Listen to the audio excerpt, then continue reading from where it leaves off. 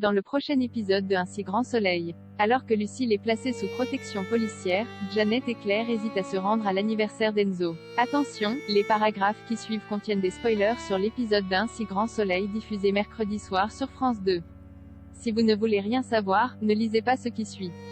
Mercredi 16 février dans Un si grand soleil. Hakim avoue tout à Baker paniqué à l'idée que l'assaillant de Lucille puisse s'en prendre de nouveau à elle. Hakim décide de tout raconter à Alex. La découverte du sac de billets contenant 300 000 €, l'enquête sur le cambriolage, le fait d'avoir profité de la somme, l'agression de Lucille. Alex lui conseille d'en parler à Baker. De retour à l'hôpital, Hakim annonce à Lucille avoir tout dit à son supérieur, et qu'elle sera placée sous protection policière le temps que son agresseur soit arrêté. À l'hôpital, David culpabilise de voir la situation dégénérer à ce point. Il appelle Mo et lui fait part de son intention d'aller tout avouer à la police en prenant ses responsabilités car tout est de sa faute. C'est lui qui a voulu garder l'argent le premier et inciter Lucille à faire de même. De son côté, Mo croise Gary devant chez elle. Alors qu'il tente de la convaincre de donner une seconde chance à Henrik, elle l'envoie balader, excédée de devoir se justifier de sa décision en plus de tous ses problèmes actuels. Le soir, de retour chez lui, David est agressé par le même homme qui a tiré sur Lucille. Le menaçant de son revolver, il lui demande de rentrer chez lui et lui révèle être le cousin de Jérôme Leclerc, et son seul héritier restant. Il le menace de le tuer s'il ne lui dit pas où est caché l'argent de Jérôme. David lui indique alors sa cachette, dans un hangar à bateau près du port. Mais alors qu'ils se rendent sur les lieux, Alex, qui surveillait David, fait intervenir ses hommes. Mettant David en joue, le cousin de Jérôme menace de l'abattre.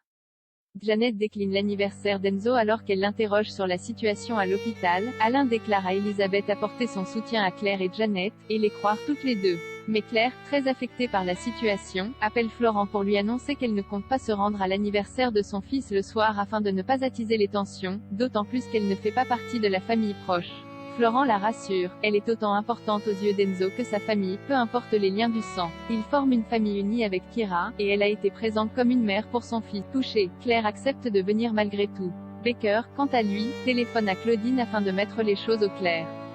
Il l'accuse d'avoir choisi de défendre la mère de la patiente décédée en sachant que cela nuirait à Janet, sa nouvelle épouse. Excédée, l'avocate lui explique qu'elle n'a pas choisi sa cliente et que Madame Bouvet est venue la trouver d'elle-même, mais Clément ne semble pas convaincu. Le soir, alors que Janet se prépare pour l'anniversaire d'Enzo, Clément perçoit son inquiétude et lui dit qu'ils ne sont pas obligés de s'y rendre si elle ne veut pas croiser Claire.